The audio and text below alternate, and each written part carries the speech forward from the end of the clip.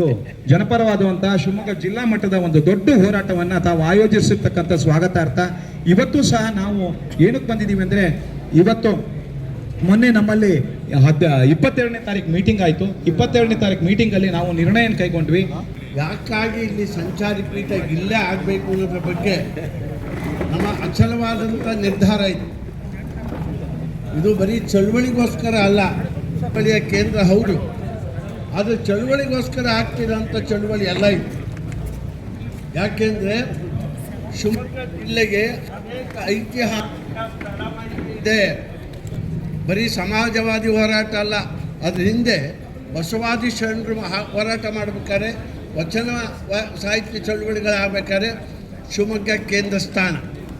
ಎಷ್ಟು ಜನ ಮುಖ್ಯಮಂತ್ರಿ ಕೊಟ್ಟಿದ್ದೀವ್ರಿ ಶಿವಮೊಗ್ಗ ಜಿಲ್ಲೆಯಿಂದ? ಕಡದಾಳ್ ಮಂಜಪ್ಪನವರಿಂದ ತಗೊಳ್ಳಿ, 5 ಜನ ಮುಖ್ಯಮಂತ್ರಿಗಳನ್ನು. ಇಷ್ಟು ಮುಖ್ಯಮಂತ್ರಿಗಳನ್ನು ನಾಡಿ ಕೊಟ್ಟಿರೋ ಜನ ಸಮಾಜವಾದಿಗಳನ್ನು, ಸಮಾಜವಾದಿ ಸಿದ್ಧಾಂತವನ್ನು ಹುಟ್ಟಿ ಉಳುವಾನೆ ಭೂಮಿಯ ಹೊಡೆಯ ಅಂತ ಇಡೀ ಭಾರತ ಕಂಡ ಲೋಹಿಯಾ ಅವರು ಬಂದು ಆಮೇಲೆ ಅದು ಪಾರ್ಲಿಮೆಂಟಲ್ಲಿ ಚರ್ಚೆ ಆಗಿ ಇಡೀ ಭಾರತ ಖಂಡದಲ್ಲಿ ಉಳುವಾನೆ ಭೂಮಿಯ ಒಡೆಯ ಅಂತ ಕೊಡಲಿಕ್ಕೆ ಶಿವಮೊಗ್ಗದ ನೆಲದ ಗುಣನೇ ಸಾಕ್ಷಿ. ಇದಕ್ಕೆ ಇಂಥ ಕಡೆ ಒಂದು ನ್ಯಾಯಪೀಠ ಇಲ್ಲಿಗೆ ಬರಬೇಕಾದ್ರೆ ನ್ಯಾಯವಾದಿಗಳೆಲ್ಲ ಇಲ್ಲಿದ್ದೀರಿ.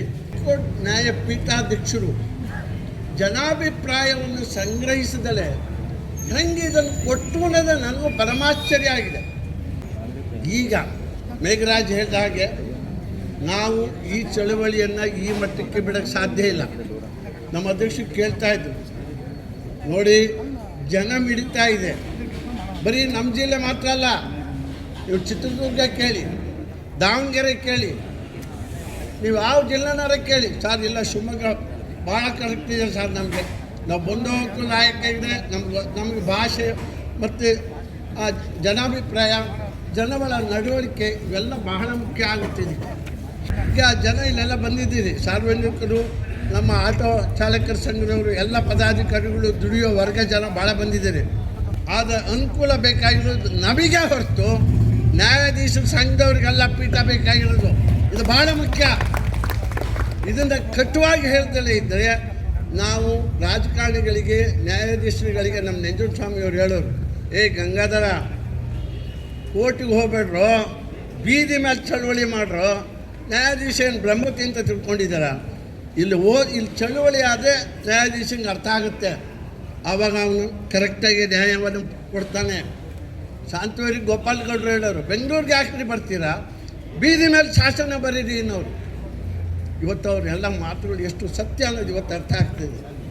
ನ್ಯಾಯಪೀಠವೇ ನಮಗೆ ಅನ್ಯಾಯವನ್ನು ಮಾಡಿದಾಗ ಜನ ನ್ಯಾಯ ಕೇಳೋಕ್ಕಾಗಿ ಬೀದಿ ಮೇಲೆ ಬರಬೇಕಾದ್ದು ಅನಿವಾರ್ಯ ಆಗಿದೆ. ದಿನೇಶಣ್ಣ, ಇದವ್ರು ಸಾಧ್ಯ ಇಲ್ಲ ರೀ. ಯಾಕೆಂದರೆ ನಮಗೂ ನೀವೆಲ್ಲ ಚಳುವಳಿ ಮಾಡಿದ್ದೀರಿ, ನಾವು ಚಳುವಳಿ ಮಾಡಿ ಜೈಲಿಗೆ ಹಾಕಿದ್ದಾರೆ, ಶಿಕ್ಷೆಗಳು ಆಗಿದ್ದಾವೆ, ಎಲ್ಲ ಆಗಿದ್ದಾವೆ. ಶಿವಮೊಗ್ಗ ಜಿಲ್ಲೆಯಿಂದ ಎಲ್ಲ ರಾಜಕಾರಣಿಗಳು, ಎಲ್ಲ ಹೋರಾಟಗಾರರು, ಎಲ್ಲ ಸಾಹಿತ್ಯ ದಿಗ್ಗಜರು ಏನ್ರಿ ಶಿವಮೊಗ್ಗ ಯು ಆರ್ ಅನಂತಮೂರ್ತಿ, ಪ್ರಫುಲ್ಲಚಂದ್ರ, ತೇಜಸ್ವಿ, ಕುವೆಂಪುರವರು, ಎಂಥ ಸಾಹಿತ್ಯದ ದಿಗ್ಗಜರನ್ನು ಕೊಟ್ಟಿರ್ತಕ್ಕಂಥ ಈ ನೆಲ, ಈ ತುಂಗ ಭದ್ರ, ಲಂಕೇಶ್, ಹುಡುಗಾಟಿಗೆ ಏನ್ರಿ ಶಿವರುದ್ರಪ್ಪನವರು, ಹೌದಲ್ಲಮ್ಮ ಶಿವರುದ್ರಪ್ಪನವರು, ಹಾಮನಾಯಕರು, ಹೇಳ್ತಾ ಹೋಗಿ ಹಿಂಗೆ ನಾನು ಸುಮ್ಮನೆ ಪೀಠಕ್ಕೆ ಹಾಕಿಕೊಡ್ತಾ ಇದ್ದೀನಿ. ಯೋಚನೆ ಮಾಡಿ, ಇಂತಹ ದಿಗ್ಗಜನನ್ನು ಸಮಾಜಕ್ಕೆ ಕೊಟ್ಟಂಥ ಈ ನೆಲದ ಮಹಿಮೆ ನಮ್ಮ ಹೈಕೋರ್ಟಿನ ನ್ಯಾಯಾಧೀಶರಿಗೆ, ನಮ್ಮ ಮುಖ್ಯಮಂತ್ರಿಗಳಿಗೆ ಅರ್ಥ ಆಗಿಲ್ಲ ಅಂದರೆ ಶೋಚನೀಯ ಇದೆ. ಹಾಗಾಗಿ ನಾನು ಎಮೋಷನಾಗಿ ಮಾತಾಡ್ತಿಲ್ಲ, ಜವಾಬ್ದಾರಿಯುತವಾಗಿ ನನ್ನ ಬಾಯಲ್ಲಿ ಭಾಷೆ ಬರ್ತಾ ಇದೆ. ಸರ್ಕಾರ ಜವಾಬ್ದಾರಿಯಿಂದ ಕಾರ್ಯನಿರ್ವಹಿಸಬೇಕು ಅಂತ ಹೇಳ್ತೀನಿ ನಾನು.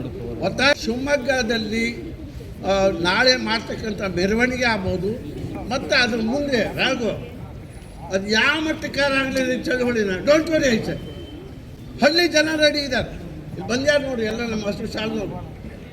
ನಾನು ಹೇಳಿದೆ, ಅನ್ಯಾಯ ಆಗೋದು ನಿಮಗೆ ಕಂಡ್ರಲ್ಲಿ ನ್ಯಾಯಾಧೀಶಗಳಿಗೆ ಏನಾಗಬೇಕಾಗಿತ್ತೆ, ನಾವೇ ತರಬೇಕು ಅಂದರೆ ಹಳ್ಳಿಯ ಜನ ನಾವು ಶಾಸನವನ್ನು ಬೀದಿ ಮೇಲೆ ಬೆಳಿತೀವಿ ಅಂತ ಹೇಳಿ ಹಳ್ಳಿ ಜನ ಬರಬೇಕು ಅಂತ, ಅದಕ್ಕೆ ಇವರೆಲ್ಲ ಬಂದ್ಯಾರು ಪದಾಧಿಕಾರಿಗಳು. ಈಗ 12ನೇ ದಿನಕ್ಕೆ ಈ ಹೋರಾಟ ಕಾಲಿಟ್ಟಿದೆ. ರಾಜಕೀಯ ನಾಯಕರ ಒತ್ತಾಸೆಗೆ ಮಣಿದಂಥ ಸರ್ಕಾರ ಮಂಗಳೂರಿನಲ್ಲಿ ಹೈಕೋರ್ಟ್ ಸಂಚಾರಿ ಪೀಠವನ್ನು ಸ್ಥಾಪನೆ ಮಾಡಬೇಕು ಅಂತ ಹೇಳಿ ತೀರ್ಮಾನವನ್ನು ತಗೊಳ್ತು. ಸರ್ಕಾರಕ್ಕೆ ಮನವಿಯನ್ನು ಕೊಟ್ಟು ಸರ್ಕಾರದ ಗಮನವನ್ನು ಸೆಳೀಬೇಕು ಅಂತ ಹೇಳಿ ನಿನ್ನೆ ಪತ್ರಿಕಾಗೋಷ್ಠಿಯನ್ನು ಮಾಡಿ ಒತ್ತಾಯ ಮಾಡಿದ್ವಿ. ಶಿವಮೊಗ್ಗದಲ್ಲಿ ಒಂದು ಅಭೂತಪೂರ್ವವಾಗಿರುವಂಥ ಹೋರಾಟ ಮಾಡಲಿಕ್ಕೆ ಕಳೆದ ಹಲವಾರು ದಿವಸಗಳಿಂದ ನಮ್ಮ ಶಿವಮೊಗ್ಗದ ನ್ಯಾಯವಾದಿಗಳು ಕೂಡ ಸೇರಿ ಒಂದು ಒಳ್ಳೆಯ ಹೆಜ್ಜೆಯನ್ನು ಇಟ್ಟಿದ್ದಾರೆ. ನ್ಯಾಯವಾದಿಗಳೇ ಎಲ್ಲ ಸಂಘ ಸಂಸ್ಥೆಗಳ ಮುಖಂಡರೆ. ಬಸಪ್ಪಗೌಡ್ರಿಗೂ ಕೂಡ ನಾವು ಜಗಳ ಮಾಡ್ತಾ ಇರ್ತೀವಿ ಅವಾಗವಾಗ, ಸರ್ ಹೋರಾಟ ಅಂದರೆ ಹಿಂಗೆ ಮಾಡ್ಬೇಕು ಸರ್ ಅಂತೇಳಿ. ಯಾಕಂದರೆ ಹಕ್ಕುಗಳನ್ನು ಪಡಿಬೇಕಾದ್ರೆ ಗಂಗಾಧರ್ ಸರ್ ಹೇಳ್ದಾಗೆ ಸುಮ್ಮನೆ ಮಂತ್ರಕ್ಕೆ ಮಾವಿನಕಾಯಿ ಏನು ಉದುರೋದಿಲ್ಲ. ಅದಕ್ಕೆ ಪ್ರಯತ್ನಗಳಿರಬೇಕು. ಪ್ರಯತ್ನ ಯಾವ ರೀತಿ ಇರಬೇಕು ಅನ್ನುವಂಥದ್ದು ಮುಖ್ಯ ಆಗುತ್ತೆ. ಬಹುಶಃ ಹೋರಾಟಗಳನ್ನು ಇವತ್ತಿನ ದಿನಗಳಲ್ಲಿ ಹೋರಾಟವಿಲ್ಲದೆ ಯಾವ ಹಕ್ಕುಗಳನ್ನು ಬೇಡಿಕೆಗಳನ್ನು ಈಡೇರಿಸ್ಕೊಳ್ಳಿಕ್ಕೆ ಸಾಧ್ಯ ಇಲ್ಲದೆ ಇರುವಂಥ ವಾತಾವರಣ ಇವತ್ತು ನಿರ್ಮಾಣ ಆಗಿದೆ. ಅದು ಯಾವುದೇ ಕ್ಷೇತ್ರದಲ್ಲಿ, ರೈತರ ಕ್ಷೇತ್ರ ಇರ್ಬೋದು, ಸರ್ಕಾರಿ ಇರ್ಬೋದು, ಸಾರ್ವಜನಿಕ ಕ್ಷೇತ್ರ ಇರ್ಬೋದು, ಆಡಳಿತ ಕ್ಷೇತ್ರ ಇರ್ಬೋದು, ಸಮಾಜ ಯಾವುದರಲ್ಲೇ ಇರಲಿ. ಸೊ ಹಾಗಾಗಿ ಇದೆಲ್ಲ ಸಂದರ್ಭದಲ್ಲಿ ಕೂಡ ತಾವು ಹೋರಾಟದ ಒಂದು ಪ್ರಾರಂಭದ ಹೆಜ್ಜೆಯಾಗಿ ಒಂದು ಮೇಲ್ಪಂಕ್ತಿಯನ್ನು ಹಾಕ್ಕೊಟ್ಟಿದ್ದೀರಾ. ಸೊ ಖಂಡಿತ ಶಿವಮೊಗ್ಗಕ್ಕೆ ಈ ಥರದ ಒಂದು ಅವಶ್ಯಕತೆ ಇದೆ. ಅಂದರೆ ಎಲ್ಲ ಇನ್ಫ್ರಾಸ್ಟ್ರಕ್ಚರ್ ಇದೆ ಶಿವಮೊಗ್ಗಕ್ಕೆ. ಜಸ್ಟಿಸ್ಗಳು ಬರಬೇಕಾದ್ರೆ ಮೇಯ್ನ್ ಕೇಳೋದೇನೆಂದರೆ ಏರ್ಪೋರ್ಟ್, ರೋಡ್ವೇಸ್ ಆ್ಯಂಡ್ ರೈಲ್ ಸರಿ ಇದೆಯಾ ಅಂತ ಕೇಳ್ತಾರೆ. ಅದು ಮೇಯ್ನು. ಜಸ್ಟಿಸ್ಗಳು ಬರಬೇಕಂದ್ರೆ ಅವ್ರಿಗೆಲ್ಲ ಇಮಿಡಿಯೇಟ್ ಸರ್ವಿಸಸ್ಗಳು ಸಿಗಬೇಕು. ಅದಕ್ಕಂತೂ ಕೊರತೆ ಇಲ್ಲ. ಇನ್ಫ್ರಾಸ್ಟ್ರಕ್ಚರ್ ಬಂದರೆ ಶಿವಮೊಗ್ಗದಲ್ಲಿ ಏನಿಲ್ಲ, ಎಲ್ಲದೂ ಇದೆ. ಯಾವ ಜಿಲ್ಲೆಯಲ್ಲಿಲ್ಲ ಎಲ್ಲ ಫೆಸಿಲಿಟೀಸ್ಗಳು ಕೂಡ ಇಲ್ಲಿದೆ. ಆದರೆ ಕೊಡಲೇಬಾರ್ದು ಅಂತ ನಮ್ಮ ಕ್ಲೈಮ್ ಇರಬೇಕು ಸರ್, ನಮಗೆ ಕೊಡಬೇಕು ಅಂತ ಕೇಳಬೇಕು ಅಂದೆ. ಅವ್ರಿಗೆ ಕೊಟ್ಟರು ಕೊಡಲಿ, ಬಿಟ್ಟರು ಬಿಡಲಿ ಅಲ್ಲ. ನಮ್ಮ ಕ್ಲೈಮ್ ಏನಂದರೆ ನಮ್ಮ ಜಿಲ್ಲೆ ಕೊಡಲಿ, ಹತ್ರ ಆಗುತ್ತೆ. ಮಂಗಳೂರು ಆದಮೇಲೆ ಎಂಡ್ ಯಾವುದು ಅಂದರೆ ಸಮುದ್ರ, ಜಿಲ್ಲೆಗಳಿಲ್ಲ ಆ ಕಡೆ. ಶಿವಮೊಗ್ಗ ಆದರೆ ಸುತ್ತಮುತ್ತ ಎಲ್ಲದೂ ಬರ್ತವೆ. ಚಿಕ್ಕಮಂಗ್ಳೂರು ಬರುತ್ತೆ, ಉಡುಪಿನೂ ಬರುತ್ತೆ, ಮಂಗಳೂರು ಬರುತ್ತೆ, ಈ ಕಡೆ ದಾವಣಗೆರೆನೂ ಬರುತ್ತೆ, ಎಲ್ಲದೂ ಬರುತ್ತೆ. ಮಂಗಳೂರು ಆದಮೇಲೆ ಆ ಸೈಡ್ ಏನು ಅಂದರೆ ಸಮುದ್ರ ಅಷ್ಟೇ.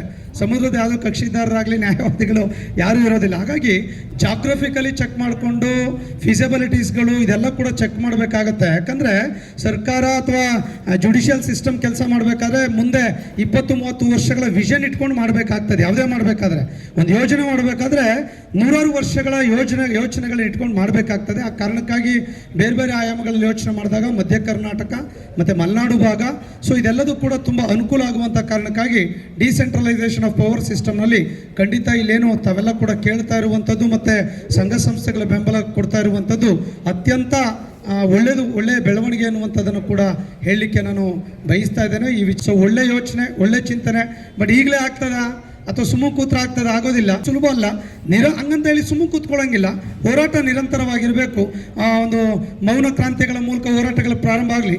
ಆಮೇಲೆ ಅದು ತೀವ್ರ ರೂಪನೂ ಕೂಡ ತಾಳ್ತು ಅಂದರೆ ಅದಕ್ಕೆಲ್ಲ ಸಂಘ ಸಂಸ್ಥೆಗಳು, ಎಲ್ಲ ಶಿವಮೊಗ್ಗ ಜಿಲ್ಲೆಯ ಎಲ್ಲರೂ ಕೂಡ ಒಟ್ಟಾಗಿ ಬೆಂಬಲಿಸುವಂಥ ಒಂದು ವಿಚಾರವನ್ನು ಯೋಚನೆ ಮಾಡಬೇಕಾಗ್ತದೆ.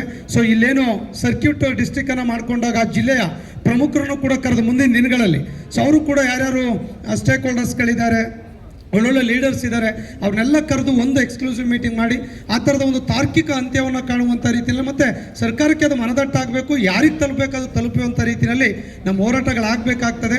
ಆ ಥರದ ಒಂದು ರೂಪುರೇಷೆಗಳನ್ನು ಮಾಡಿ ಒಂದು ಎಫೆಕ್ಟಿವ್ ಆಗಿ ಮಾಡಿದರೆ ಖಂಡಿತ ಅದು ಅವ್ರಿಗೆ ರೀಚ್ ಆಗುತ್ತೆ ಆಟೋಮೆಟಿಕಲಿ ಕೂಡ. ಸೊ ಇಲ್ಲಿ ಬರುವಂಥ ಪ್ರಯತ್ನಗಳಾಗುತ್ತೆ ಎನ್ನುವಂಥದ್ದು ನನ್ನ ಅಭಿಪ್ರಾಯ ಆಗಿದೆ. ಆ ದಿಸೆಯಲ್ಲಿ ನಾವು ಸರ್ಕಾರಿ ನೌಕರು, ಯಾಕಂದರೆ ನಾವೆಲ್ಲ ಸಿಕ್ಕಾಪಟ್ಟೆ ಕೋರ್ಟ್ ಕೇಸ್ಗೆ ಹೋಗ್ತಾ ಇರ್ತೀವಿ. ಲಿಟಿಗೇಷನ್ಸ್ ಇರ್ಬೋದು, ಪಾಲಿಸಿ ಡಿಸಿಷನ್ಸ್ಗಳಿರ್ಬೋದು, ಅಡ್ಮಿನಿಸ್ಟ್ರೇಟಿವ್ ಮ್ಯಾಟ್ರ್, ಲೀಗಲ್ ಎಲ್ಲದೂ ಕೂಡ ಇರುತ್ತೆ. ಈಗೆಲ್ಲ ಕೂಡ ಬೆಂಗಳೂರಿಗೆ ಹೋಗಬೇಕು. ಅಟ್ಲೀಸ್ಟ್ ನಮ್ಮ ಶಿವಮೊಗ್ಗ ಸಿಗುತ್ತೆ ಅಂದರೆ ಅತ್ಯಂತ ಖುಷಿ ಪಡುವಂಥ ವ್ಯಕ್ತಿಗಳು ನಾವು ಕೂಡ. ಸರ್ಕೇಟ್ ಮಾಡಿದೆ ಸುಮಾರು 1,20,000 ನೌಕರು ಈ ಸರ್ಕ್ಯೂಟ್ ಲಿಮಿಟಲ್ಲಿ ಬರ್ತಾರೆ. 1,20,000 ನೌಕರು ಈ ಲಿಮಿಟೇಷನ್ ತಾವೇನು ಪ್ಲಾನ್ ಮಾಡಿದ್ದೀರಾ. ಸೊ ಹಾಗಾಗಿ ಒಳ್ಳೆ ಸ್ಟ್ರೆಂತು. ಸೊ ಹಾಗಾಗಿ ಖಂಡಿತ ಇದಾಗಬೇಕು ಅನ್ನುವಂಥದ್ದು ನಮ್ಮ ಆಶೆ ಆಗಿದೆ. ನಮ್ಮ ಜಿಲ್ಲಾಧ್ಯಕ್ಷರು ಕೂಡ ನಮ್ಮ ಜೊತೆ ಇದ್ದಾರೆ, ನಾವೆಲ್ಲ ಕೂಡ ಬಂದಿದ್ದೇವೆ. ಖಂಡಿತ ನಿಮ್ಮ ಹೋರಾಟಕ್ಕೆ ನಮ್ಮ ಬೆಂಬಲ ಇದೆ ಎನ್ನುವಂಥ ಮಾತನ್ನು ಹೇಳ್ತಾ ಎಲ್ರಿಗೂ ಕೂಡ ಧನ್ಯವಾದ ಸಲ್ಲಿಸ್ತೇನೆ. ನಮಸ್ಕಾರ.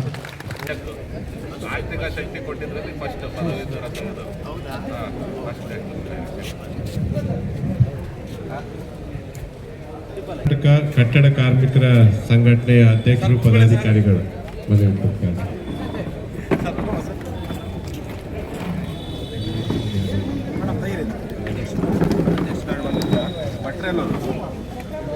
ಗಂಗಾಧರ್ ಗೌಡ್ರೆ, ಕರ್ನಾಟಕ ರಾಜ್ಯ ಸರ್ಕಾರಿ ನೌಕರರ ಸಂಘದ ಅಧ್ಯಕ್ಷರಾಗಿರ್ತಕ್ಕಂಥ ಸ್ನೇಹಿತರಾಗಿರ್ತಕ್ಕಂಥ ಷಡಾಕ್ಷರಿ ಅವರೇ, ಎಲ್ಲ ವಕೀಲ ಮಿತ್ರರೇ, ಹೋರಾಟದಲ್ಲಿ ಭಾಗವಹಿಸಿರ್ತಕ್ಕಂಥ ರೈತ ಸಂಘದ ಮತ್ತು ಇತರೆ ಪ್ರಮುಖರೇ, ನಗರದ ಪದವೀಧರ ಸಹಕಾರ ಸಂಘದ ಪರವಾಗಿ ನಮ್ಮ ಆಡಳಿತ ಮಂಡಳಿ ಮತ್ತು ಸಿಬ್ಬಂದಿ ವರ್ಗದವರು ಬಂದು ಸಂಪೂರ್ಣವಾಗಿ ಬೆಂಬಲವನ್ನು ನಾವಿವತ್ತು ನೀಡಿದ್ದೇವೆ. ಅಷ್ಟೇ ಅಲ್ಲ, ಯಾವುದೇ ಹೋರಾಟಕ್ಕೆ ಒಂದು ಅತ್ಯಂತ ಮೂಲ ಬೇಕಾಗಿರ್ತಕ್ಕಂಥದ್ದು ವಿಟಮಿನ್ ಎಂ. ಹಾಗಾಗಿ ನಮ್ಮ ಸಹಕಾರ ಸಂಘದ ವತಿಯಿಂದ ಒಂದು ಸಣ್ಣ ಕಿರುಕಾಣಿಕೆಯನ್ನು ಕೂಡ ಶಿವಮೊಗ್ಗ ಬಾರ್ ಅಸೋಸಿಯೇಷನ್ ಅವರಿಗೆ ಈಗ ನಾವು ಚೆಕ್ ಮೂಲಕ ನಾವು ಸಲ್ಲಿಸಿದ್ದೇವೆ. ಯಾಕೆ ಅಂತಂದರೆ ನಾಳೆ ದೊಡ್ಡ ರ್ಯಾಲಿಯನ್ನು ಮೊದಲನೇ ಚೆಕ್ ಅಂತೇಳಿ ನಮ್ಮ ಅಧ್ಯಕ್ಷರು ರಾಘವೇಂದ್ರ ಅವರು ಹೇಳ್ತಾರೆ. ನಮಗೂ ಒಂದು ರೀತಿ ಸಂತೋಷ ಇದೆ. ಹೋರಾಟಕ್ಕೆ ಮೊದಲನೇ ಕಾಣಿಕೆ ನಮ್ಮ ಸಹಕಾರ ಸಂಘದಿಂದ ಬಂದಿದೆ ಅಂತಂದರೆ ಅದು ಒಂದು ರೀತಿ ನಮಗೆ ಹೆಮ್ಮೆ ಅನಿಸುತ್ತೆ. ಈ ಒಂದು ಸಂಚಾರಿ ಹೈಕೋರ್ಟ್ ಪೀಠ ಬೇಕಾಗಿರ್ತಕ್ಕಂಥದ್ದು ಅತ್ಯಂತ ಮುಖ್ಯವಾಗಿ ವಕೀಲರುಗಳಿಗಲ್ಲ, ಸಾರ್ವಜನಿಕರಿಗೆ. ಬಹುಶಃ ಬೆಂಗಳೂರಿನಲ್ಲಿ ಹೈಕೋರ್ಟ್ಗಳಲ್ಲಿ ಹೋಗಿ ಬರ್ತಕ್ಕಂಥ ವ್ಯವಸ್ಥೆಗಳು, ಅಲ್ಲಿ ರೂಮ್ಗಳನ್ನ ಮಾಡಿ ಅಲ್ಲಿ ಊಟ ಉಪಚಾರಗಳು, ಶಿವಮೊಗ್ಗ ನಗರದಲ್ಲಿ ಸಂಚಾರಿ ಹೈಕೋರ್ಟ್ ಪೀಠ ಆಗ್ತಕ್ಕಂಥದ್ದು ಅತ್ಯಂತ ನ್ಯಾಯಯುತವಾದಂಥದ್ದು ಅಂತ ಅನ್ನೋದಕ್ಕೆ ಈ ಸಂದರ್ಭದಲ್ಲಿ ನಾನು ಹೇಳೋದಕ್ಕೆ ಬಯಸ್ತೇನೆ.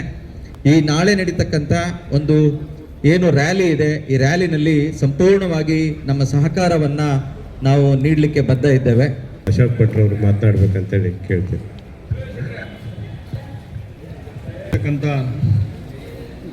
ಎಲ್ಲ ಚಳುವಳಿದಾರರಿಗೂ ವಂದಿಸಿ, ಸಂಚಾರಿ ಹೈಕೋರ್ಟ್ ಪೀಠ ಶಿವಮೊಗ್ಗಕ್ಕೆ ಏಕೆ ಬೇಕು ಅಂತಕ್ಕಂಥ ಒಂದು ವಿಚಾರವನ್ನು ತಮ್ಮ ಮುಂದೆ ಪ್ರಸ್ತಾಪಿಸಲಿಕ್ಕೆ ಇಚ್ಛೆ ಪಡ್ತೇನೆ.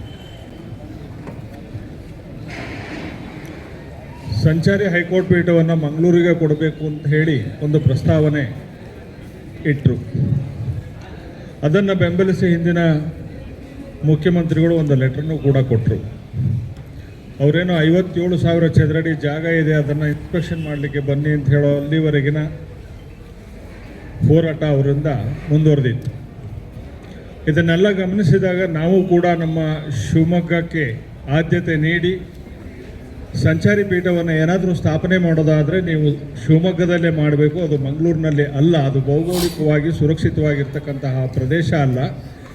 ಅದಲ್ಲದೆ ಸಾರ್ವಜನಿಕರಿಗೆ ಅನುಕೂಲ ಆಗಬೇಕು ಅಂತ ಹೇಳಾದರೆ ಮಧ್ಯ ಕರ್ನಾಟಕ ಭಾಗವಾಗಿರ್ತಕ್ಕಂಥ ಈ ಶಿವಮೊಗ್ಗದಲ್ಲಿ ಸಂಚಾರಿ ಪೀಠ ಸ್ಥಾಪನೆ ಆದರೆ ಚಿತ್ರದುರ್ಗ, ದಾವಣಗೆರೆ, ಹಾವೇರಿ ಅಥವಾ ಪಾರ್ಟ್ ಆಫ್ ಉತ್ತರ ಕರ್ನಾಟಕ, ಉಡುಪಿ, ಚಿಕ್ಕಮಗಳೂರು ಮತ್ತು ಹಾಸನ ಇಷ್ಟೂ ಜನಕ್ಕೆ ಅತಿ ಹತ್ತಿರದಲ್ಲಿ ಇರ್ತಕ್ಕಂತಹ ಪ್ರದೇಶ ಶಿವಮೊಗ್ಗ. ಆದ್ದರಿಂದ ಇದಕ್ಕೆ ನೀವು ಪ್ರಾಶಸ್ತ್ಯವನ್ನು ನೀಡಬೇಕಾಗ್ತದೆ. ಇಲ್ಲಿ ಬೇಕಾಗಿರ್ತಕ್ಕಂಥ ಎಲ್ಲ ಇನ್ಫ್ರಾಸ್ಟ್ರಕ್ಚರ್ ಕೂಡ ಶಿವಮೊಗ್ಗದಲ್ಲಿ ಲಭ್ಯ ಇದೆ. ಇದನ್ನು ಗಮನಿಸಿ ನೀವು ಮುಂದಿನ ಹೆಜ್ಜೆ ಇರಿಸಬೇಕು ಅಂತ ಹೇಳಿ ನಾವು ಚೀಫ್ ಮಿನಿಸ್ಟ್ರಿಗೂ ಒಂದು ಮನವಿಯನ್ನು ಕೊಟ್ಟಿದ್ದೇವೆ. ಅದೇ ರೀತಿಯಲ್ಲಿ ಪ್ರಸ್ತಾವನೆಯನ್ನು ನಮ್ಮ ಕರ್ನಾಟಕ ಉಚ್ಚ ನ್ಯಾಯಾಲಯದ ಮುಖ್ಯ ನ್ಯಾಯಾಧೀಶರಾಗಿರ್ತಕ್ಕಂಥವರಿಗೂ ಕೂಡ ಸಲ್ಲಿಸಿದ್ದೇವೆ. ಹಿನ್ನೆಲೆಯಲ್ಲಿ ಬೇಕಾಗಿರ್ತಕ್ಕಂತಹ ಎಲ್ಲ ವ್ಯವಸ್ಥೆಗಳು ಎಲ್ಲಿ ಸಿಗುತ್ತೆ ಅಲ್ಲಿ ಸಂಚಾರಿ ಪೀಠವನ್ನು ನೀಡಬೇಕೆ ಹೊರತು ಸುಮ್ಮನೆ ಯಾರೋ ಅರ್ಜಿ ಕೊಟ್ಟರು ಅಂತ ಹೇಳಿ ಮಂಗಳೂರಿಗೆ ತೊಗೊಂಡೋಗಿ ಸಂಚಾರಿ ಪೀಠವನ್ನು ಕೊಡ್ತಕ್ಕಂಥದ್ದು ನಿರರ್ಥಕವಾಗಿರ್ತಕ್ಕಂಥದ್ದು. ಉದಾಹರಣೆ ಇಷ್ಟೇ, ಹಾಸನ ಸೇರಬೇಕು ಅಂತ ಹೇಳಿ ಅವ್ರು ಅನ್ಕೋತಾರೆ ಅಂತಂದರೆ ಹಾಸನದವರು ಶಿರಾಡಿ ಘಾಟನ್ನು ದಾಟಿಬಿಟ್ಟು ಮಂಗಳೂರಿಗೆ ಹೋಗಬೇಕಾಗತ್ತೆ. ಹೋಲಿ ಚಿಕ್ಕಮಗಳೂರಿಗೆ ಬಂದರೆ ಚಾರ್ಮಡಿ ಘಾಟಿ ದಾಟಿಬಿಟ್ಟು ಅವರು ಮಂಗಳೂರಿಗೆ ಹೋಗಬೇಕಾಗುತ್ತೆ. ಶಿವಮೊಗ್ಗದವ್ರು ಎಲ್ಲಿ ಹೋಗಬೇಕು, ಆಗುಂಬೆ ಘಾಟಿ ದಾಟಿನೇ ಹೋಗಬೇಕಾಗತ್ತೆ. ಅದೊಂದು ಕೋಸ್ಟಲ್ ಬೆಲ್ಟ್ ಅಷ್ಟೇ. ಮಂಗಳೂರಿಂದ ನಮಗೆ ಬೇರೆ ಯಾವುದೇ ರೀತಿಯಾಗಿರ್ತಕ್ಕಂತಹ ಸುಲಭ ಸಂಪರ್ಕ ಸಾಧ್ಯತೆ ಎಲ್ಲೂ ಇಲ್ಲ. ಒಂದು ಕಡೆ ಸಮುದ್ರ, ಇನ್ನೊಂದು ಕಡೆ ಎಲ್ಲರಿಗೂ ಕೂಡ ಘಾಟ್ ಸೆಕ್ಷನ್. ದಿನ ಬೆಳಗಾದರೆ ನೀವು ಪೇಪರ್ನಲ್ಲಿ ನೋಡ್ತೀರಿ ಶಿರಾಡಿ ಘಾಟ್ ಕುಸಿತ, ವ್ಯವಸ್ಥೆ ಇಲ್ಲ, ಸಂಚಾರಿ ವ್ಯವಸ್ಥೆ ಸ್ಟಾಪ್ ಆಗಿದೆ ವಾರಗಟ್ಟಲೆ ತಿಂಗಳಗಟ್ಟಲೆ. ಇಲ್ಲಿ ಬಂದರೆ ಚಾರ್ಮಡಿ ಘಾಟು, ಅಲ್ಲಿ ರಸ್ತೆ ಹೋಯಿತು, ಮಳೆಗಾಲದಲ್ಲಿ ರಸ್ತೆ ಕುಸಿತ, ವಾಹನಗಳ ಓಡಾಟ ಇಲ್ಲ. ಇದೇ ರೀತಿ ಇಲ್ಲಿ ಆಗುಂಬೆ ಘಾಟು, ರಾತ್ರಿ ವೇಳೆ ಬಸ್ ಇಲ್ಲ, ಸಂಚಾರಕ್ಕೆ ನಮಗೆ ಮಂಗಳೂರಿಗೆ ಸುಲಭ ಸಾಧ್ಯತೆ ಇದೆ ಅಂತ ಅನ್ಕೋಬೇಡಿ, ಅಲ್ಲಿ ಹೋಗ್ಲಿಕ್ಕೆ ಆಗೋದಿಲ್ಲ. ಇದನ್ನೆಲ್ಲ ದಾಟಿ ನಾವು ಮಂಗಳೂರಿಗೆ ಹೋಗಬೇಕು ಅಂತಂದರೆ ಲೋಕಲ್ಸಿಗೆ ತುಂಬ ತೊಂದರೆ ಆಗ್ತದೆ. ಲಿಟಿಗೇಷನ್ ಮಾಡ್ತಕ್ಕಂಥವ್ರಿಗೆ ತುಂಬಾ ತೊಂದರೆ ಆಗ್ತದೆ. ಆ ಕಾರಣದಿಂದ ನೀವು ಭೌಗೋಳಿಕ ಹಿನ್ನೆಲೆಯನ್ನು ಗಮನಿಸಿ ಮಧ್ಯ ಕರ್ನಾಟಕ ಭಾಗವಾಗಿರ್ತಕ್ಕಂಥ ಈ ಶಿವಮೊಗ್ಗದಲ್ಲಿ ನೀವು ಸಂಚಾರಿ ಪೀಠವನ್ನು ಸ್ಥಾಪನೆ ಮಾಡಬೇಕು ಎನ್ನುವಂತಹ ಮನವಿಯನ್ನು ನಾವು ಕೊಟ್ಟಿದ್ದೇವೆ. ಸಂಚಾರಿ ಪೀಠವನ್ನು ಶಿವಮೊಗ್ಗದಲ್ಲಿ ನೀವು ಸ್ಥಾಪನೆ ಮಾಡೋದಾದರೆ ಹೈಕೋರ್ಟ್ನವರಿಗೆ ಬೇಕಾಗಿ ಇರ್ತಕ್ಕಂತಹ ಕೆಲಸಗಳನ್ನು ನಾವು ಕೊಡಲಿಕ್ಕೆ ಸಾಧ್ಯತೆ ಆಗ್ತದೆ. ಯಾಕೆಂದರೆ ಇಲ್ಲಿನ ಕೇಸ್ ಫೈಲಿಂಗ್ಸ್ ಅಷ್ಟಿದೆ. ವಕೀಲರ ಸಂಘದ ಹೋರಾಟಕ್ಕೆ, ವಕೀಲರ ಸಂಘದ ಹೋರಾಟಕ್ಕೆ, ವಕೀಲರ ಸಂಘದ ಹೋರಾಟಕ್ಕೆ ನಮ್ಮ ಬೆಂಬಲ, ಹೈಕೋರ್ಟ್ ಪೀಠಕ್ಕೆ ಬೆಂಬಲ, ನಮ್ಮ ಬೆಂಬಲ. ಧನ್ಯವಾದ. ಹೀಗೆ ಭೌಗೋಳಿಕ ಮತ್ತು ಕೇಸಿನ ಆಧಾರಿತವಾಗಿ ನೀವು ಸಂಚಾರಿ ಪೀಠವನ್ನು ಶಿವಮೊಗ್ಗ ಕೊಡ್ತೀರಿ ಅಂತ ಹೇಳಾದರೆ ತುಂಬ ಒಳ್ಳೆ ಕೆಲಸ. ಅದೇ ರೀತಿಯಲ್ಲಿ ಬೇರೆ ಬೇರೆ ಕನ್ಸಿಡರೇಷನ್ಸ್ಗಳನ್ನು ತಗೊಳ್ಳಿ. ಇಲ್ಲಿ ನಿಮಗೆ ನ್ಯಾಷನಲ್ ಹೈವೇ ಇದೆ, ಇಲ್ಲಿ ನಿಮಗೆ ವಿಮಾನದ ವ್ಯವಸ್ಥೆ ಇದೆ, ಇಲ್ಲಿ ರೈಲ್ವೆ ವ್ಯವಸ್ಥೆಗಳು ಅಗಣಿತವಾಗಿದೆ. ಎಲ್ಲರಿಗೂ ಕೂಡ ಬಂದು ಹೋಗಲಿಕ್ಕೆ ಸುಲಭ ಆಗುತ್ತೆ. ವ್ಯಾಜ್ಯ ಮಾಡ್ತಕ್ಕಂಥವ್ರಿಗೆ, ಕೋರ್ಟ್ಗೆ ಬರ್ತಕ್ಕಂಥವ್ರಿಗೆ, ಸಾರ್ವಜನಿಕರಿಗೆ ಹೋಗಿ ಬರೋದಕ್ಕೆ ಬೇಕಾಗಿರ್ತಕ್ಕಂಥ ಸಕಲ ವ್ಯವಸ್ಥೆಯೂ ಕೂಡ ಮಧ್ಯ ಭಾಗವಾಗಿರ್ತಕ್ಕಂಥ ಈ ಕರ್ನಾಟಕದ ಮಧ್ಯಭಾಗವಾಗಿರ್ತಕ್ಕಂಥ ಶಿವಮೊಗ್ಗದಲ್ಲಿ ಏನಿದೆ ಈ ವ್ಯವಸ್ಥೆ ಎಲ್ಲರಿಗೂ ಸಿಗೋದ್ರಿಂದ ನೀವೇನಾದರೂ ಸಂಚಾರಿ ಪೀಠ ಮಾಡೋದಾದರೆ ಅದನ್ನು ಶಿವಮೊಗ್ಗದಲ್ಲಿ ಮಾಡಿ, ಮಂಗಳೂರಿಗೆ ಕಡಾಖಂಡಿತವಾಗಿ ಕೊಡಬೇಡಿ ಅಂತಲೇ ನಾನು ಹೇಳ್ತೇನೆ. ಅದು ಒಂದು ಮೂಲೆ ಆಯಿತು. ಯಾರಿಗೂ ಕೂಡ ಸುಲಭ ಸಾಧ್ಯದಲ್ಲಿ ಮಂಗಳೂರಿಗೆ ಹೋಗಿ ಬಂದು ವ್ಯಾಜ್ಯವನ್ನು ತೀರ್ಮಾನ ಮಾಡಿಕೊಂಡು ಬರೋದಕ್ಕಾಗೋದಿಲ್ಲ. ಖರ್ಚು ವೆಚ್ಚಗಳು ಅಧಿಕವಾಗ್ತದೆ, ಹೋಗಿ ಬರ್ತಕ್ಕಂಥದ್ದು ಕಷ್ಟ ಆಗ್ತದೆ, ನ್ಯಾಯ ವಿಳಂಬ ಆಗ್ತದೆ. ಅಷ್ಟು ಸುಲಭದಲ್ಲಿ ಅವು ಯಾವುದು ಸಾಧ್ಯತೆ ಇಲ್ಲೋದ್ರಿಂದ ಈ ಒಂದು ಮಧ್ಯ ಭಾಗವಾಗಿರ್ತಕ್ಕಂಥ ಶಿವಮೊಗ್ಗದಲ್ಲಿ ಸಂಚಾರಿ ಪೀಠವನ್ನು ಕೊಡಬೇಕು ಅಂತ ಹೇಳಿ ನಾವು ಎಲ್ಲ ಅಂಕಿ ಅಂಶಗಳನ್ನು ಕ್ರೋಢೀಕರಿಸಿ CM ಅವರಿಗೂ ಹಾಗೂ ಚೀಫ್ ಜಸ್ಟಿಸ್ ಅವರಿಗೂ ನಾವು ಮನವಿಯನ್ನು ಕೊಟ್ಟಿದ್ದೇವೆ. ಈ ಮನವಿಯನ್ನು ಚೀಫ್ ಜಸ್ಟಿಸ್ ಮತ್ತು ಈಗ ಮುಂದೆ ಬರ್ತಕ್ಕಂತಹ CM ಅವರು ಏನಿದ್ದಾರೆ ಇವರು ಪರಿಗಣಿಸಬೇಕು ಮತ್ತು ಈ ಭಾಗಕ್ಕೆ ಸಂಚಾರಿ ಪೀಠವನ್ನು ಕೊಡಬೇಕು ಅಂತ ಹೇಳಿ ಸರ್ಕಾರವೂ ಕೂಡ ಒತ್ತಾಯಿಸಬೇಕು. ಇಲ್ಲಿನ ಎಲ್ಲ ಜನನಾಯಕರಿಗೂ ಕೂಡ ನಾನು ಕೇಳ್ಕೊಳ್ಳೋದು, ನೀವು ನಮ್ಮೊಟ್ಟಿಗೆ ಇದ್ದು ಈ ಒಂದು ಹೋರಾಟವನ್ನು ಬೆಂಬಲಿಸಿ.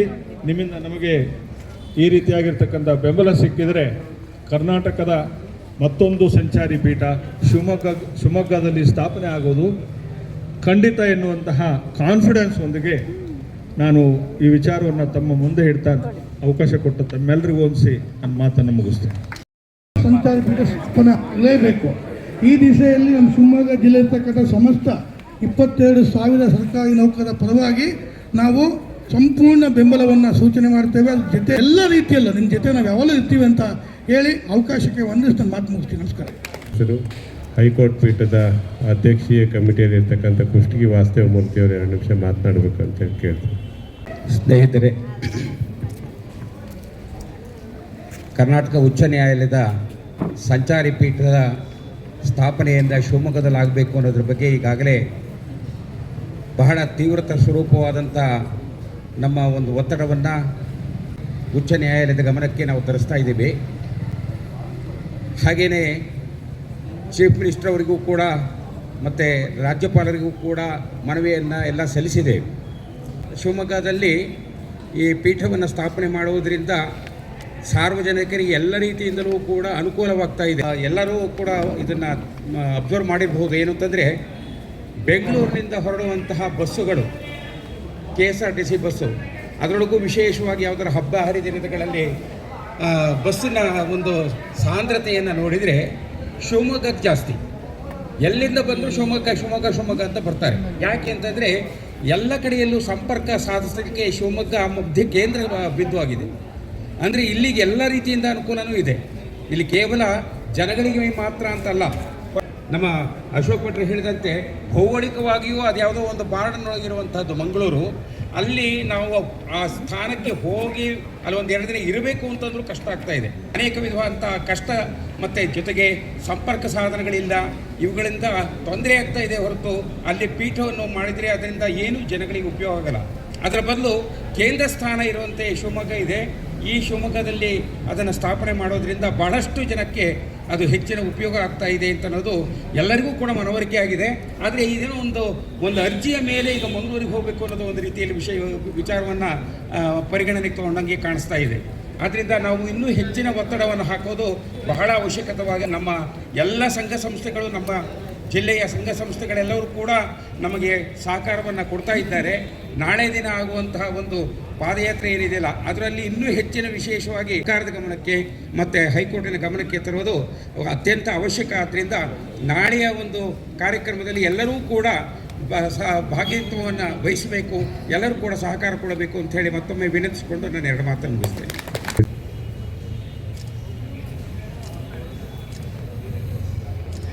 ಗಣೇಶ್ ಅವರು ಸಂಘದ ಅಧ್ಯಕ್ಷರಿಗೆ ಗೌರವ ಅಧ್ಯಕ್ಷರಿಗೆ ಮನವಿಯನ್ನು ಕೊಡ್ತಾ ಇದ್ದಾರೆ. ವಕೀಲ ವೃತ್ತಿ ನಿಭಾಯಿಸಿಕೊಂಡು ಸಮಾಜದ ಏಳಿಗೆಗೆ ಶತಾಯಗತಾಯವಾಗಿ ಪ್ರಯತ್ನಿಸುತ್ತಿರುವ ನ್ಯಾಯವಾದಿ ಬಂಧುಗಳೇ, ನಮ್ಮೆಲ್ಲ ಜಿಲ್ಲೆಯ ರೈತ ಬಂಧುಗಳೇ, ಸಾರ್ವಜನಿಕ ಬಂಧುಗಳೇ, ಪತ್ರಿಕಾ ಮಾಧ್ಯಮದವರೇ, ದೃಶ್ಯ ಮಾಧ್ಯಮದವರೇ, ಹೈಕೋರ್ಟ್ ಸಂಚಾರಿ ಪೀಠದ ಬಗ್ಗೆ ಹೋರಾಟವನ್ನು ಕೈಗೊಂಡಿರ್ತಕ್ಕಂಥ ವಕೀಲರ ಸಂಘದ ಪರವಾಗಿ ಎಲ್ಲರಿಗೂ ಕೂಡ ಅಭಿನಂದನೆ ಸಲ್ಲಿಸುತ್ತಾ, ಕನ್ನಡ ರಕ್ಷಣಾ ವೇದಿಕೆ ಜನಮನ ರಾಜ್ಯ ಸಂಘಟನೆಯ ರಾಜ್ಯಾಧ್ಯಕ್ಷನಾದ ಕೆ ಜನಾರ್ದನ್ ಸಾಲೇನಾದ ನಾನು ಇಂದು ನಮ್ಮ ಸಂಘಟನೆಯ ಪದಾಧಿಕಾರಿಗಳು ಹಾಗೂ ಸದಸ್ಯರನ್ನು ಒಳಗೊಂಡ ತಂಡದೊಂದಿಗೆ ಬಂದು ಇದರ ಮೊದಲು ಜಿಲ್ಲಾಧಿಕಾರಿ ಕಚೇರಿಗೆ ತೆರಳಿ ಅವರಲ್ಲಿ ಕೂಡ ಒಂದು ರಾಜ್ಯಪಾಲರಿಗೆ ಸಲ್ಲಿಸುವಂಥ ಒಂದು ಮನವಿ ಪತ್ರವನ್ನು ಅರ್ಪಿಸಿ, ತದನಂತರ ಇಲ್ಲಿ ಬಂದಿದ್ದೇನೆ. ವಕೀಲರ ಸಂಘದ ಹೋರಾಟದ ಸ್ಥಳದಲ್ಲಿ ಬಂದು ನಿಂತು ಅವರಿಗೆ ಬೆಂಬಲವನ್ನು ವ್ಯಕ್ತಪಡಿಸಿ ಮನವಿ ಪತ್ರವನ್ನು ಕೊಟ್ಟು, ಈ ಮುಖೇನ ಸರ್ವಾಂಗೀಣವಾಗಿ ನಮ್ಮ ಜಿಲ್ಲೆಯ ಅಭಿವೃದ್ಧಿಗೆ ಬೇಕಾದಂಥ ಯಾವುದೇ ಕೆಲಸ ಕಾರ್ಯಗಳಿಗೆ ನಮ್ಮ ಸಂಪೂರ್ಣ ಬೆಂಬಲವನ್ನು ವ್ಯಕ್ತಪಡಿಸಿ, ಯಾವುದೇ ಹೋರಾಟ ಇರ್ಬೋದು, ಹಗಲು ಇರುಳು ಕೂಡ ನಾವು ಆ ಹೋರಾಟಗಾರರೊಂದಿಗೆ ನಮ್ಮ ಸಂಘಟನೆ ಕೂಡ ಇರುತ್ತೆ ಅಂತಕ್ಕಂಥ ವಿಚಾರವನ್ನು ಈ ದಿನ ತಮ್ಮೆಲ್ಲರ ಸಮ್ಮುಖದಲ್ಲಿ ನಾನು ಪ್ರಸ್ತುತಪಡಿಸ್ತಾ ಇದ್ದೇನೆ. ನಮ್ಮ ಹೊನ್ನಾಳಿ ವಕೀಲರ ಸಂಘದ ಸದಸ್ಯರೆಲ್ಲ ಬಂದಿದ್ದಾರೆ. ದಯವಿಟ್ಟು ಅವರಿಗೆ ನಮ್ಮ ಶಿವಮೊಗ್ಗ ವಕೀಲರ ಸಂಘದ ಪರವಾಗಿ ಹೃತ್ಪೂರ್ವಕ ಸ್ವಾಗತವನ್ನು ಬಯಸ್ತೇನೆ. Thank you. ಮತ್ತೆ ಅಂದರೆ ಆ ಜಸ್ವಂತ್ ಕಮಿಷನಲ್ಲಿ ಏನು ಹೇಳ್ತಾರೆ ಅಂದರೆ, ನಮ್ಮ ಜಿಲ್ಲೆಯ ಯಾವ ಜಿಲ್ಲೆಯನ್ನು ಪೀಠಕ್ಕೆ ಸೇರಿಸ್ಕೊಳ್ತಾರೋ ಆ ಜಿಲ್ಲೆಯ ಸಾರ್ವಜನಿಕ ಪ್ರತಿನಿಧಿಗಳು ಮತ್ತು ವಕೀಲರ ಸಂಘ ಮತ್ತು ಎಲ್ಲ ತಾಲೂಕು ವಕೀಲರ ಸಂಘ ಹಾಗೂ ಎಲ್ಲ ಸಂಘಟನೆಗಳ ಒಂದು ಜನಾಭಿಪ್ರಾಯವನ್ನು ಪಡೆದು ಆ ಒಂದು ಇದನ್ನು ಭೌಗೋಳಿಕವಾಗಿ ಕರೆಕ್ಟ್ ಆಗಿದೆಯಾ ಅಥವಾ ಬೇರೆ ಬೇರೆ ರೀತಿಯಲ್ಲಿ ಅದು ಕನೆಕ್ಟಿವಿಟಿ ಇದೆಯಾ, ಆ ಜಿಲ್ಲೆಯ ಎಲ್ಲ ಜನರಿಗೆ ಒಪ್ಪಿಗೆ ಇದೆಯಾ ಅನ್ನೋದನ್ನು ಕೇಳ್ಕೊಂಡು ಮಾಡಬೇಕಿತ್ತು. ಆದರೆ ಇದು ಯಾವುದು ಕೇಳ್ದಲೇ ಕೇವಲ ಪತ್ರ ಮುಖೇನ ಯಾರ್ದೋ ಒಂದು 3-4 ಜನ ಪ್ರೆಷರಿಗೆ ಈ ಒಂದು ಪೀಠವನ್ನು ನಮ್ಮ ಜಿಲ್ಲೆಯನ್ನು ಮಂಗಳೂರು ಜಿಲ್ಲೆಗೆ ಸೇರಿಸಿದ್ರು. ನಂತರದಲ್ಲಿ ನಮಗೆ ಒಂದು ನಮ್ಮ ಶಿವಮೊಗ್ಗವನ್ನು ಮಂಗಳೂರಿಗೆ ಸೇರಿಸಿದಾರೋ ಇಲ್ವೋ ಅಂತ ಯಾವುದೇ ರೀತಿಯಾದ ಅಧಿಕೃತವಾದಂಥ ಸರ್ಕಾರಿ ಮಾಹಿತಿ ಇರಲಿಲ್ಲ. ಐದಾರು ಹೈಕೋರ್ಟಲ್ಲಾಗಲಿ ಅಥವಾ ನಮ್ಮ ಸರ್ಕಾರದ ಕಚೇರಿಗಳಲ್ಲಿ ಈ ಶಿವಮೊಗ್ಗ ಕರಾವಳಿ ಪೀಠಕ್ಕೆ ಯಾವ ಜಿಲ್ಲೆಗಳನ್ನು ಒಳಗೊಂಡಿದ್ದಾವೆ ಅಂತ ಹೇಳಿ. ಈಗ ಅಲ್ಲಿ ಕರಾವಳಿ ಜಿಲ್ಲೆ ಅಂದ ತಕ್ಷಣ ಮಂಗಳೂರು ಮತ್ತು ಉಡುಪಿ 2 ಬರುತ್ತೆ, ಉತ್ತರ ಕನ್ನಡ ಬರುತ್ತೆ. ಉತ್ತರ ಕನ್ನಡ ಆಲ್ರೆಡಿ ಧಾರವಾಡ ಪೀಠದಲ್ಲಿದೆ. ಹಾಗಾದರೆ ಯಾರು ಇನ್ಯಾವುದು ಮಡಿಕೇರಿ ಜಿಲ್ಲೆಯನ್ನು ಸೇರಿಸಿದ್ರೆ ಅವರು ಸಹ ವಿರೋಧ ಇದೆ, ಚಿಕ್ಕಮಗಳೂರನ್ನು ಸೇರಿಸಿದರೆ ಅವರು ಸಹ ವಿರೋಧ ಇದೆ. ನಮ್ಮ ಶಿವಮೊಗ್ಗ ಮಾತ್ರ ತೀವ್ರ ಥರದ ಹೋರಾಟ ಇದೆ. ಈ ಒಂದು ವಿಚಾರದಲ್ಲಿ ನಮಗೆ ಅದು ದ್ವಂದ್ವ ರೀತಿಯಲ್ಲಿತ್ತು. ಆ ಕಾರಣದಿಂದ ನಮ್ಮ ಹೋರಾಟ ಮುಂದುವರ್ಸೋಣ, ಯಾವ ಕಾರಣಕ್ಕೂ ಬಿಡೋದು ಬೇಡ, ನಮಗೆ ಇದು ಕನ್ಫರ್ಮ್ ಆಗಬೇಕು. ನಮಗೆ ಶಿವಮೊಗ್ಗ ಜಿಲ್ಲೆಯನ್ನು ಮಂಗಳೂರಿಗೆ ಸೇರಿಸಿದಾರ ಇಲ್ಲ ಕನ್ಫರ್ಮ್ ಆಗಬೇಕು. ಮತ್ತು ನಮ್ಮ ಶಿವಮೊಗ್ಗ ಜಿಲ್ಲೆ ಯಾವುದೇ ವಿಚಾರದಲ್ಲಿ ಅರ್ಹತೆಯನ್ನು ಹೊಂದಿದೆ ಸಂಚಾರಿ ಪೀಠ ಮಾಡಲು. ನಮ್ಮ ಸುತ್ತಮುತ್ತ ಇರ್ತಕ್ಕಂಥ ದಾವಣಗೆರೆ, ಚಿತ್ರದುರ್ಗ ಮತ್ತು ಚಿಕ್ಕಮಗಳೂರು ಜಿಲ್ಲೆಯನ್ನು ಒಳಗೊಂಡು ಅಂಕಿಅಂಶಗಳ ಆಧಾರದ ಮೇಲೂ ಸಹ ನಮಗೆ ಆ ಅರ್ಹತೆ ಇದೆ. ಯಾಕಂದ್ರೆ ಒಂದು ಕೊಡ್ತಾ ಇದ್ದೀವಿ. ಹಾಗೂ ತಮ್ಮ ಜೊತೆಗೆ ನಾವು ಇರ್ತೀವಿ ಅಂತಂದು ಹೇಳ್ತಾ ನೀವು ತಮಗೆ ಒಂದು ಪತ್ರ ಕಳಿಸಿದ್ವಿ. ಅದ್ರ ಪ್ರಕಾರ ನಾವು ನಿಮಗೆ ಒಂದು ಮನವಿಯನ್ನು ಕೊಡ್ತಾ ಇದ್ದೀವಿ. ನಮ್ಮ ವಕೀಲರು ಹೊನ್ನಾಳಿ ವಕೀಲರು ಬಂದಿದ್ದೀವಿ. ನಾವು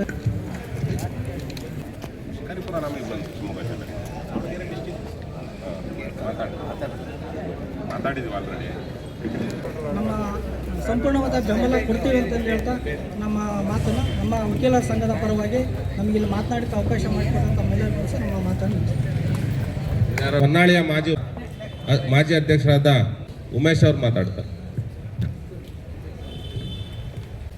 ಈ ಸಮಾರಂಭದಲ್ಲಿ ಉಪಸ್ಥಿತರಿರ್ತಕ್ಕಂಥ ಎಲ್ಲ ಹಿರಿಯ ನ್ಯಾಯವಾದಿಗಳೇ, ಶಿವಮೊಗ್ಗ ಬಾರ್ ಅಸೋಸಿಯೇಷನ್ ಅಧ್ಯಕ್ಷರೇ ಹಾಗೂ ವಿವಿಧ ಸಂಘಟನೆಗಳ ಮುಖ್ಯಸ್ಥರುಗಳೇ ಮತ್ತು ಬಂದಿರತಕ್ಕಂಥ ಎಲ್ಲ ನಮ್ಮ ಆತ್ಮೀಯ ವಕೀಲ ವೃಂದದವರೇ, ಇವತ್ತಿನ ದಿವಸ ನಾವು ಇಲ್ಲಿ ಸರ್ಕಿಟ್ ಬೆಂಚ್ ಬೇಕು ಅಂತಕ್ಕಂಥ ವಿಚಾರವನ್ನು ಮುಂದಿಟ್ಟುಕೊಂಡು ನಾವು ಸಭೆ ಸೇರಿರ್ತಕ್ಕಂಥದ್ದು.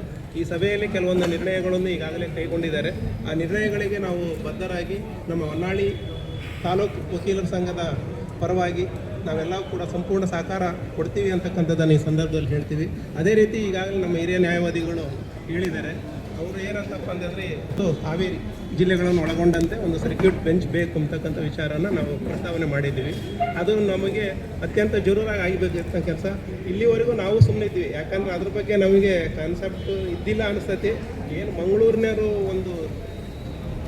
ಸರ್ಕ್ಯೂಟ್ ಬೆಂಚ್ ತರಬೇಕು ಅಂತಕ್ಕಂಥ ಇಟ್ಕೊಂಡು ಶಿವಮೊಗ್ಗನ ಅದರಲ್ಲಿ ಸೇರಿಸ್ಕೊಂಡಿದ್ರಿಂದ ಗೊತ್ತಾಗಿದೆ. ಅಲ್ಲಿವರೆಗೂ ನಮಗೆ ಯಾರಿಗೂ ಗೊತ್ತಾಗಿದ್ದಿಲ್ಲ ಅನ್ಸಕ್ಕಂಥದ್ದು ನಾವು ಅಂದ್ಕೊಂಡಿದ್ವಿ. ಬಟ್ ಈಗ ಅದು ವಿಚಾರಗಳು ಎಲ್ಲ ಗೊತ್ತಾಗಿದ್ದಾವೆ.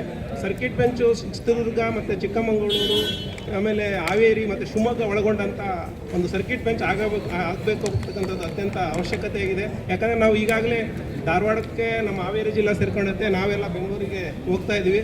ನಮಗೂ ಕೂಡ ಕಕ್ಷಿದಾರರುಗಳಿಗೆ ಬರ್ಡನ್ ಆಗ್ತೈತಿ, ವಕೀಲರು ಕೂಡ ಹೋಗೋರಕ್ಕೆ ತುಂಬ ದೂರ ಆಗಿರೋದ್ರಿಂದ ಸೊ ಈ ಭಾಗದಲ್ಲಿ ನಮಗೆ ಶಿವಮೊಗ್ಗದಲ್ಲಿ ಸೆಂಟರ್ ಆಗೋದ್ರಿಂದ ಈ 4 ಜಿಲ್ಲೆಗಳು ಒಳಗೊಂಡಂತೆ ನಮಗೆ ಒಂದು ಸರ್ಕಿಟ್ ಬೆಂಚ್ ಆದರೆ ತುಂಬ ಉಪಯುಕ್ತ ಆಗುತ್ತೆ. ಈ ಭಾಗದ ಜನಗಳಿಗೂ ಅನುಕೂಲ ಆಗುತ್ತೆ, ಕಕ್ಷಿದಾರಗಳಿಗೂ ಅನುಕೂಲ ಆಗುತ್ತೆ, ಮತ್ತು ನಮಗೆ ಮೇಲತ್ವವಾಗಿ ವಕೀಲ ವೃಂದದವರಿಗೂ ಕೂಡ ಅನುಕೂಲ ಆಗ್ತೈತೆ ಅಂತಕ್ಕಂಥದ್ದನ್ನು ಹೇಳ್ತಾ ಹೊನ್ನಾಳಿ ತಾಲೂಕಿನ ವಕೀಲ ಎಲ್ಲರ ಅಧ್ಯಕ್ಷರು ಒಳಗೊಂಡಂತೆ ನಾವುಗಳು ಕೂಡ ಸಂಪೂರ್ಣ ತಮಗೆ ಸಹಕಾರ ನೀಡ್ತೀವಿ ಅಂತಕ್ಕಂಥದ್ದನ್ನು ಹೇಳ್ತೀವಿ. ಈ ಸಂದರ್ಭದಲ್ಲಿ ಮಾತಾಡಲಿಕ್ಕೆ ಅವಕಾಶ ಮಾಡಿಕೊಟ್ಟಂಥ ತಮ್ಮೆಲ್ಲರಿಗೂ ಹೊಂದಿಸ್ತಾ ನಾನು ಮಾತನ್ನು ಮುಗಿಸ್ತೇನೆ. ಜೈ ಹಿಂದ್, ಜೈ ಕನ್ನಡ. ಈ ವೇದಿಕೆ ಮೇಲೆ ಆಸೀನರಂಥ ಶಿವಮೊಗ್ಗ ವಕೀಲರ ಸಂಘದ ಅಧ್ಯಕ್ಷರೇ ಹಾಗೂ ಹಿರಿಯ ನ್ಯಾಯವಾದಿಗಳೇ ಹಾಗೂ ರೈತ ಮುಖಂಡರೇ ಹಾಗೂ ಕನ್ನಡ ಪರ ಸಂಘಟನೆಗಳಿಗೆ ಇರುವಂಥವ್ರೆ ಹಾಗೂ ವಿವಿಧ ಎಲ್ಲ ಜನಪರ ಸಂಘಟನೆಗಳೆಲ್ಲ ಇಲ್ಲಿ ಆಗಮಿಸಿದ್ದಾರೆ. ಇನ್ನೂ ಹೆಚ್ಚಿನ ನಾಳೆ ಒಂದು ಕರೆ ಕೊಟ್ಟಿದ್ದಾರೆ ಜನಾಂದೋಲನ ಮಾಡೋಣ ಅಂತೇಳಿ. ಅದಕ್ಕೆಲ್ಲ ನಮ್ಮದು ಸಹಮತ ಇದೆ. ಇದು ಮುಖ್ಯವಾಗಿ ನಮ್ಮ ಮಧ್ಯ ಕರ್ನಾಟಕದಲ್ಲಿ ನಮಗೆ ಸರ್ಕಿಟ್ ಬೆಂಚಿನ ಅವಶ್ಯಕತೆ ತುಂಬ ಇದೆ. ಮೊದಲನೇದಾಗಿ ಇಲ್ಲಿ ಒಂದು 4-5 ಜಿಲ್ಲೆಗಳಿಗೆ ಭಾಳ ತೊಂದರೆ ಆಗ್ತಾಯಿದೆ.